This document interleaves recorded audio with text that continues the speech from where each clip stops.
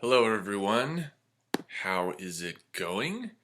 So, this episode, we're going to be talking about The Master and Margarita by Mikhail Bulgakov. Bulgakov was a famous playwright. I had never heard of him before I started this reading list, but he his career was at its height sort of right before and during Stalin's regime in Russia.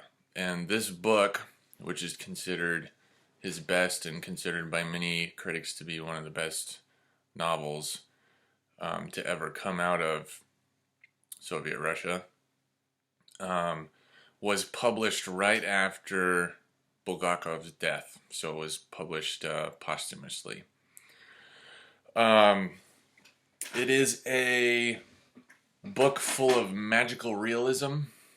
It's a love story. It's also kind of a comedy, fantasy. It's very entertaining, and very hard to put in a box.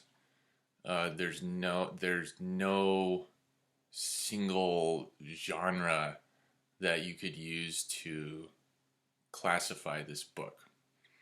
And in many ways, that's why it's considered to be so good. So, the setting is in Moscow in, I think it's the 40s or 50s.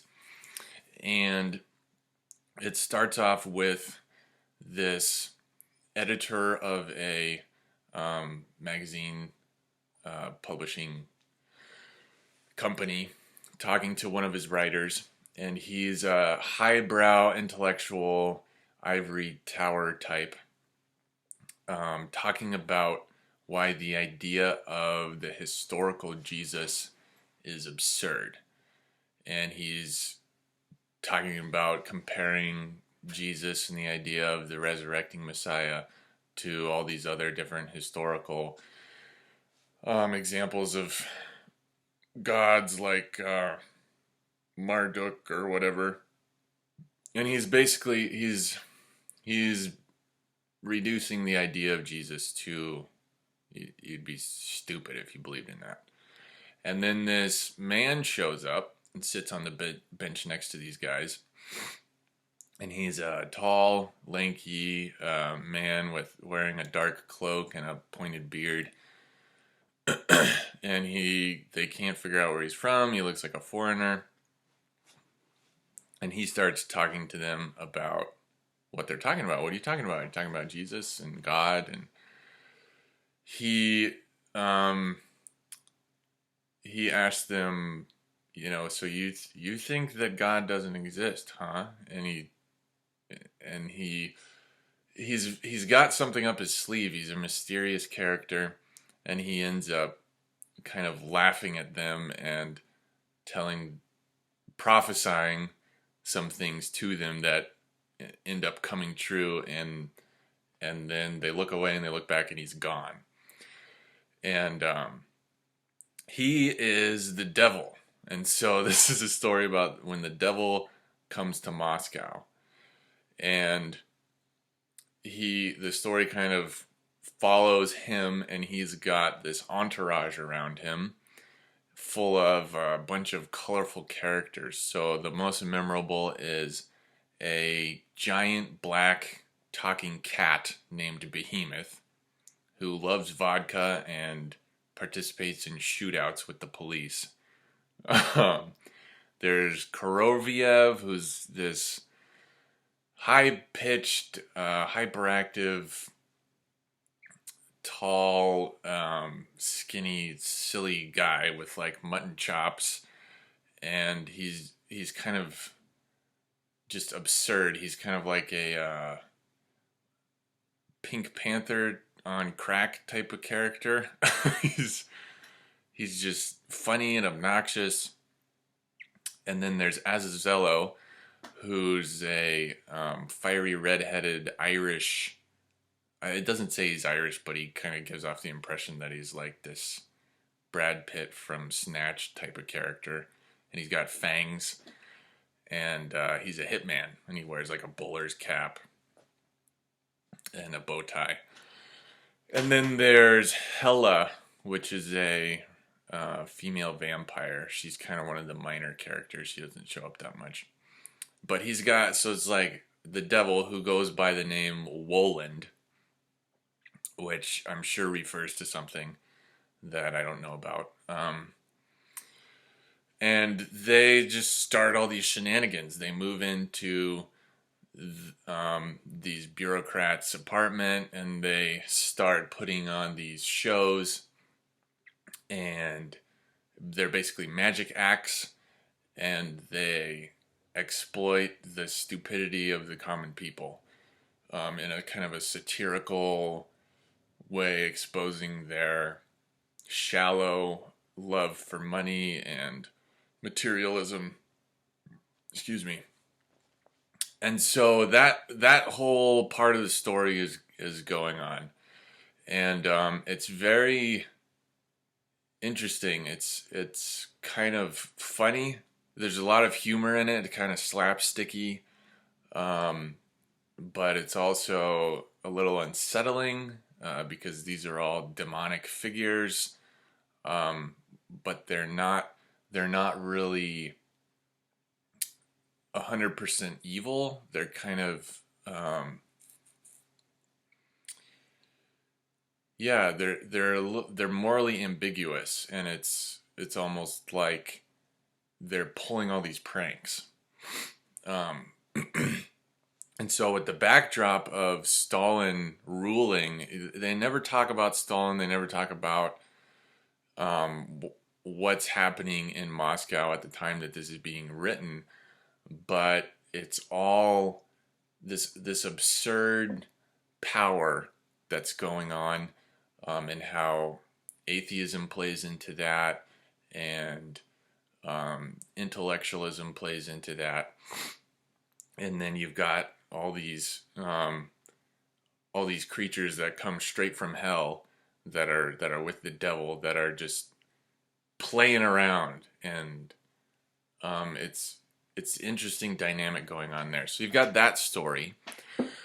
The other story that's going on at the same time are these two lovers, and there's the Master, and that's just what he's referred to. That's his name. And he's a writer.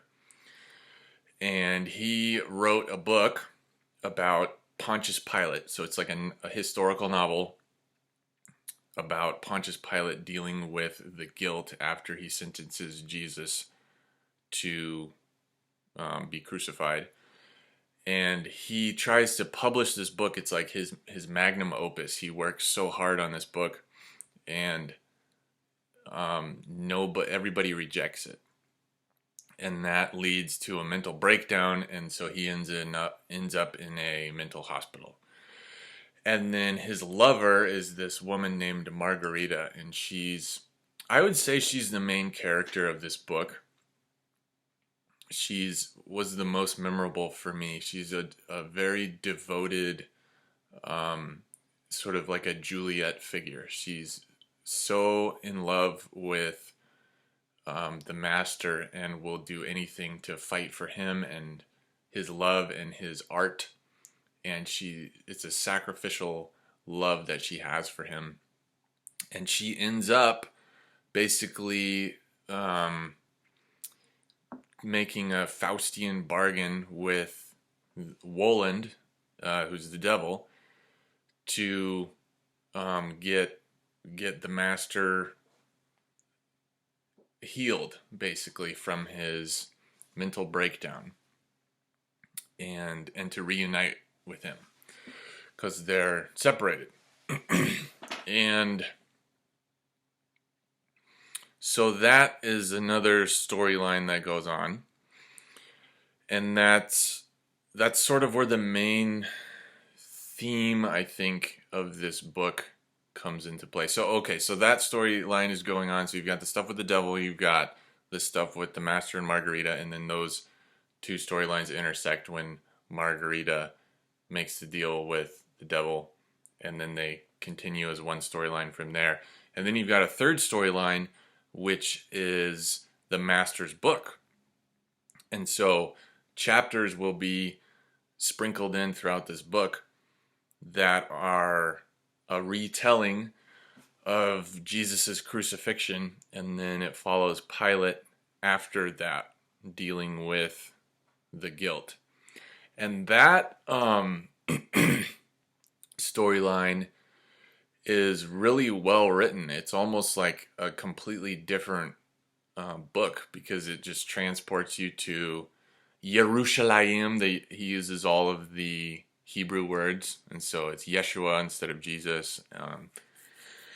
And it's he does a really good job of describing the environment and the heat, and but he changes some details in the story, and that was one thing that I didn't really understand what the purpose of.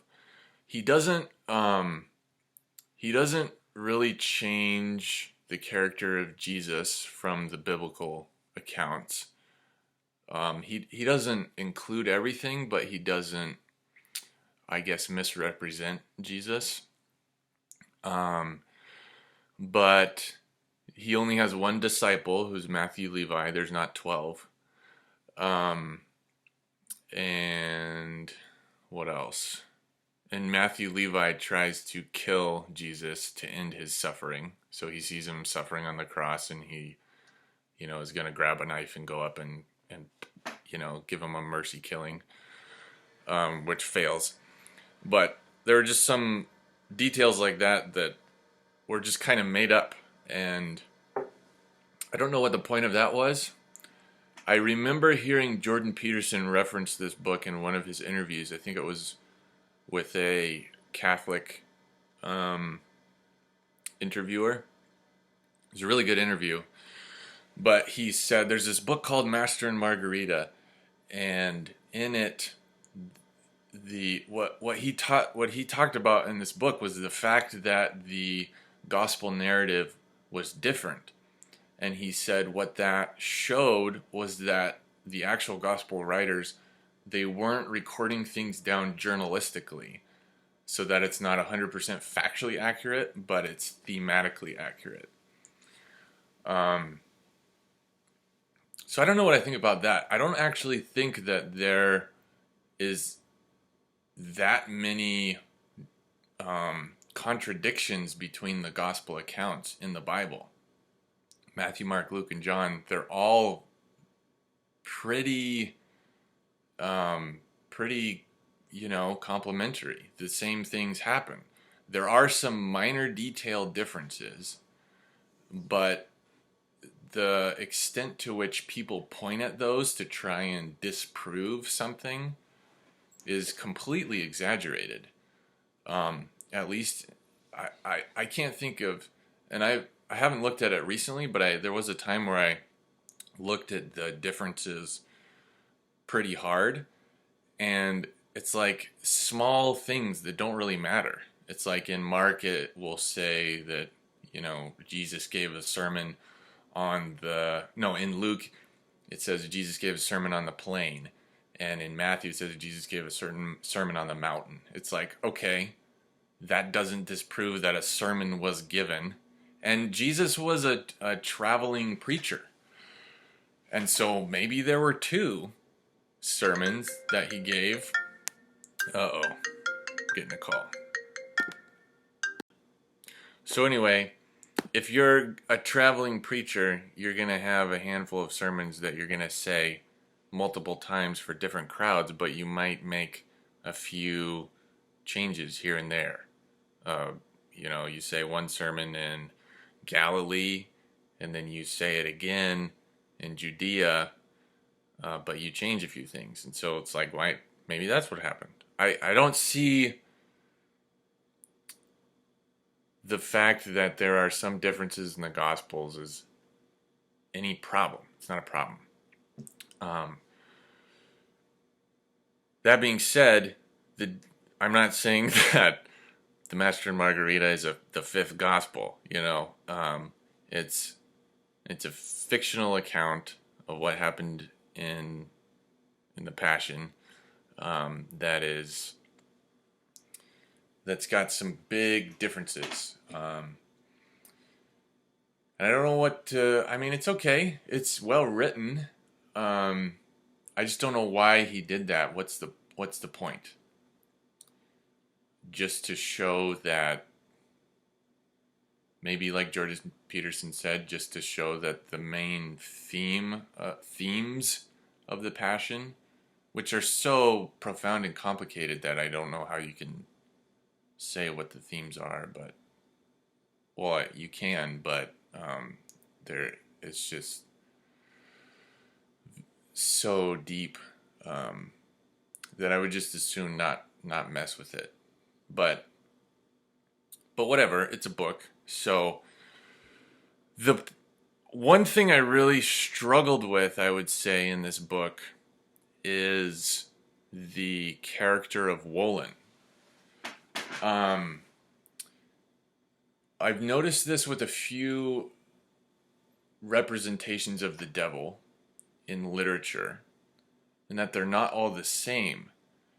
And I guess my conception of the devil is, it doesn't talk about the devil a whole lot in the Bible, but when it does, it's completely evil.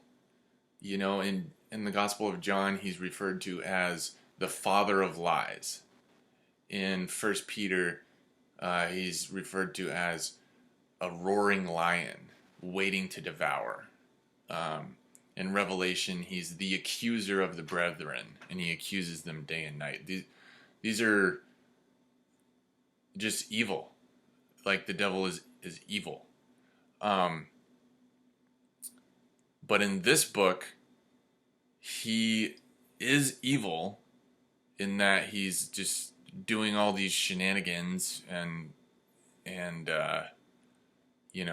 having Margarita sell her soul to him and killing people and stuff. But he also does good in this book, at least according to the internal structure of the book. Like, the good characters are the Master and Margarita, although you could argue that they're not good characters, but they are the heroes of the book. And he is the force that unites them.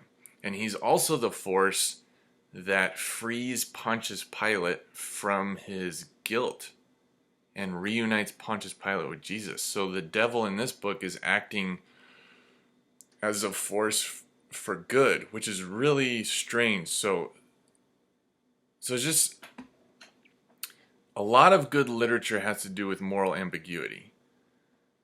But I don't understand it, I guess. Maybe I just don't. Like, nobody actually thinks that way. And when they do,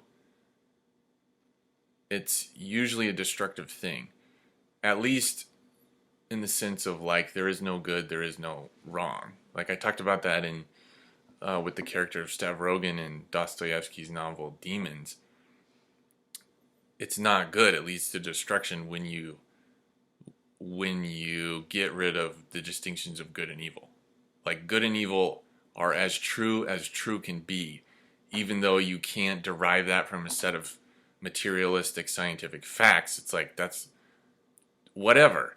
That's how the world works, is that there is good and that there's evil.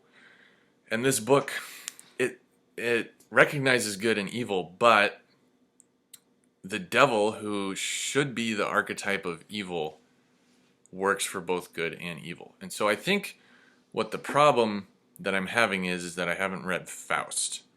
And this quote from Faust was an epigraph at the beginning of this book. And Faust asked Mephistopheles, "Who are you then?" "I am part of that power which eternally wills evil and eternally works good." And that's an epigraph to this book.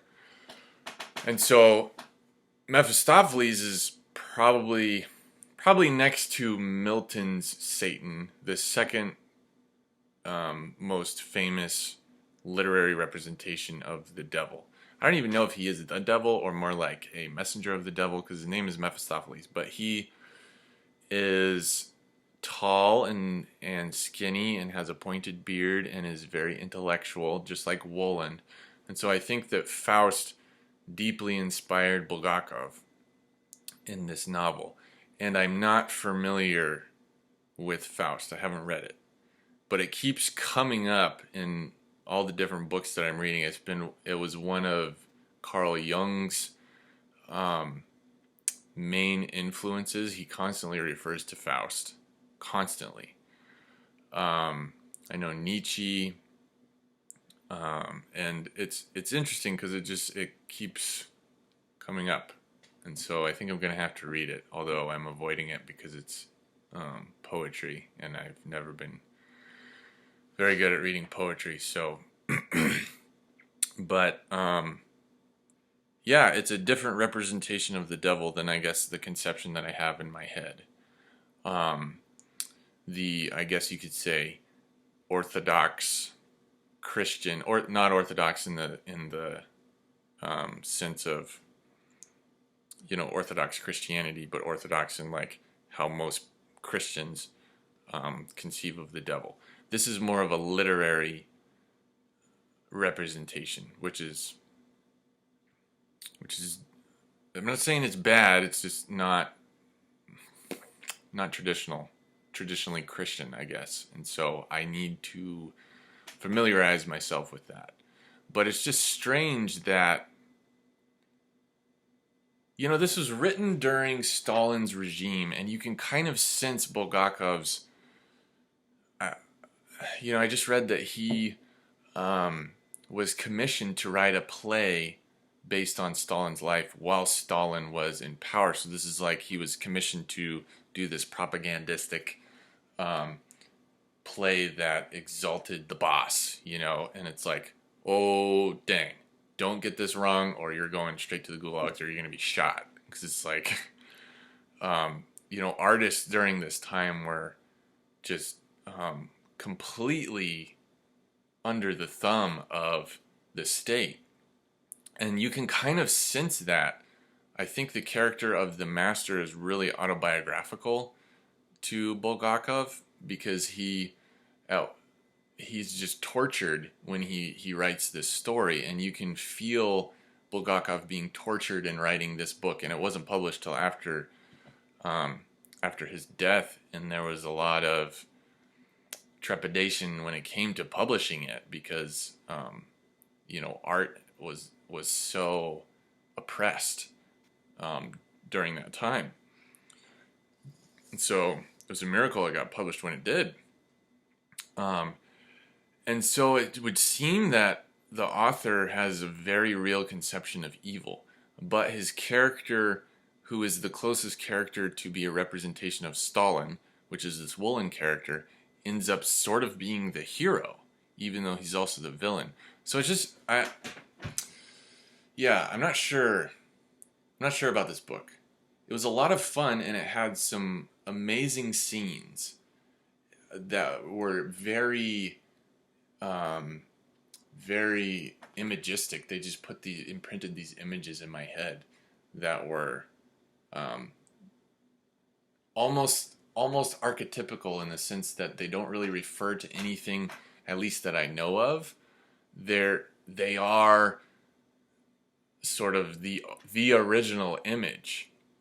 Like for instance, the very end of the book, when the Master and Margarita walk along hand in hand walk along a bridge made out of a beam of moonlight into not heaven, but like the next life, as it is in this book. And you just have that image imprinted in your head. It kind of looks like the poster for Nightmare Before Christmas, with the full moon and Jack Skellington walking. It's just this image that just sticks with you, very dreamlike, I guess you could say. And there's a lot of scenes like this in the book. Margarita flies around the night on a broom pole like a witch. That's a really powerful scene. There's a spring ball of the full moon, which is the devil's ball, that Margarita becomes the host of, and all of these tortured souls come out of this roaring fireplace, like a pit to hell is opened up, and they come out once a year to I don't know I forget what they do. They talk to the devil or something, and then they go back, and that's a really memorable scene. So it's a pleasure to read. It's well written. It's funny. It's full of fantastical images that really just stirs your imagination. But as far as the point, I'm having trouble with that. And maybe that is the point. I think there's a school of thought that says one of the factors to determine the greatness of a work of literature is your inability to categorize it and put it in a box and interpret it, which might explain why a lot of English PhDs are obsessed with the works of James Joyce. It's just like, or Thomas Pynchon is, maybe there's something to that, but I think you can also write a great work of literature that is about something that people understood and have understood for a really long time. You don't always have to be breaking open categories, but this is a book that does that. And it does it well, but I'm not sure what I took away from it. So let me know what you think. I'm not trying to badmouth this book at all. I'm just trying to relate my struggle that I had with it. So, The Master and Margarita by Mikhail Bulgakov.